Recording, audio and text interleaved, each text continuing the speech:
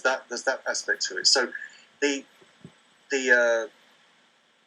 what Norman Cohn identifies, which I then picked up on and researched intensely, was this thing called the heresy of the free spirit.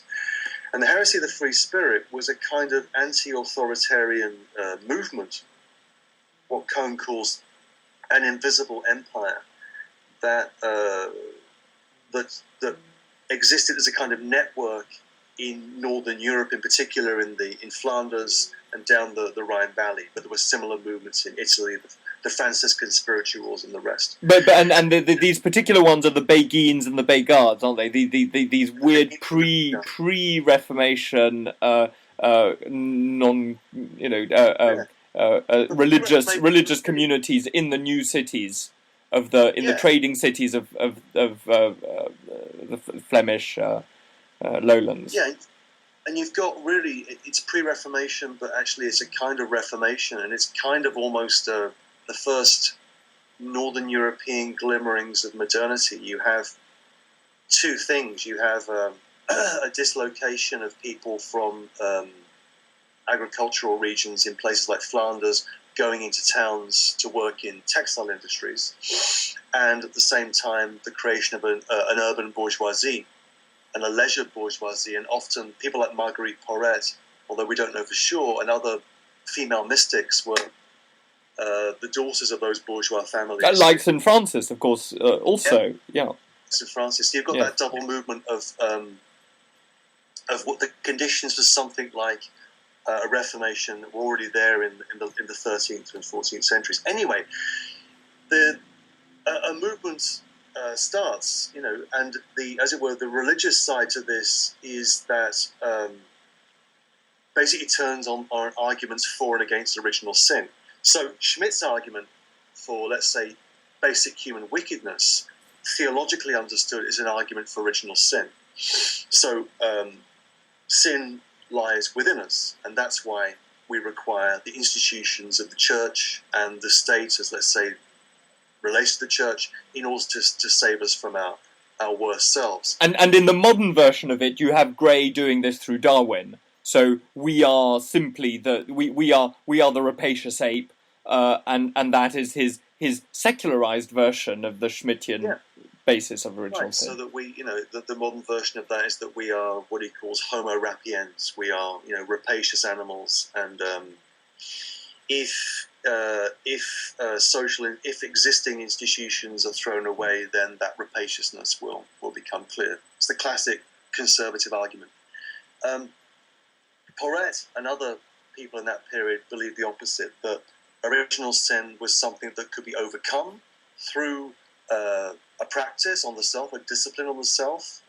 And mystical is, in a sense, a misnomer. Mysticism only becomes a term of art in the 17th and 18th century. So let's just say a religious practice, a discipline of abstention, or a kind of a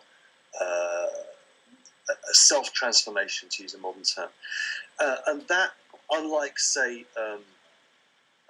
traditions of, say, monastic mysticism in Greek Orthodoxy and elsewhere, this wasn't a withdrawal from the world. This was a very sort of activist idea of religious practice. So what the great threat to the church and the state was that you had bunches of people in urban centres, in power centres of Northern Europe, who basically believed that they had the power to legislate for themselves and legislate their relationship to God and all the rest, independently of church and state. And that's why it was identified as a heresy and rooted out, and various people were killed. And a real threat, and the threat is, you have this wonderful quote in which the threat is that people should, the real problem is that people should come together as groups, as small groups, as associations, and live, as it were, under the radar without even having the priest or the, needing this link into the institutions of power at the time. So it's an activist idea of religious practice, or an activist idea of faith, that I think is the progenitor for movements like the Diggers in the early years of the English Revolution, and on forwards from that. And that's what interests me, that there's this, as it were, subterranean strand, which of resistance and protest that is. It's not whether it is. It has to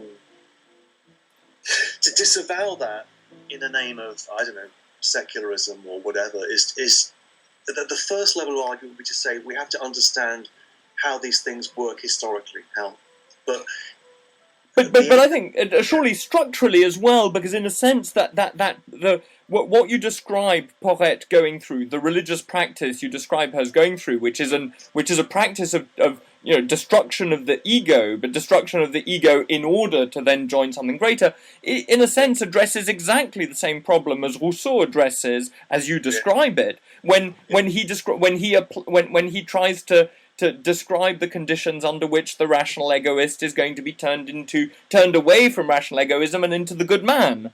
I mean, these are, in a sense, identical processes. One of them happens to be written in terms of a personal discipline that brings you closer to that brings you in union with God. The other is a social practice which lets the particular will meld itself into the general will. Yeah, that's right. I mean, politics requires an act of subjective transformation. I believe that. I mean, you cannot just from the standpoint of where one is, as a rational egoist or as an individual vested with certain interests, get to a position where one could be involved in a political association. Now, does that require a relationship to the divine? No, not necessarily. It can happen through a participation in different forms of movements. So I think, for example, what happened last fall in New York was a very good example of the sort of transformation that's possible. Suddenly, people become aware that some other form of association with their fellow human beings is possible. It was very impressive, and I spent a few days at Zuccotti Park and a few of the meeting rooms around it, and I agree. It had an extraordinarily Rousseauist feeling. Groups of people trying to live up to the requirement of being open and inclusive, and how does one make a decision? What is a conversation under the conditions of being open and inclusive? So one of the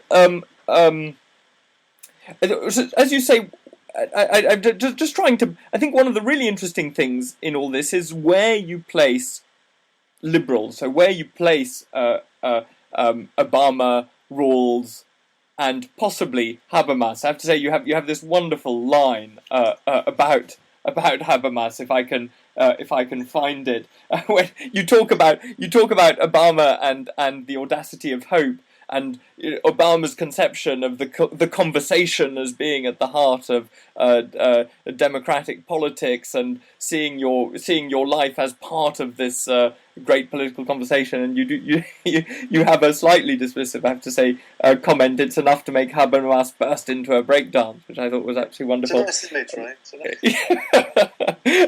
a nice image.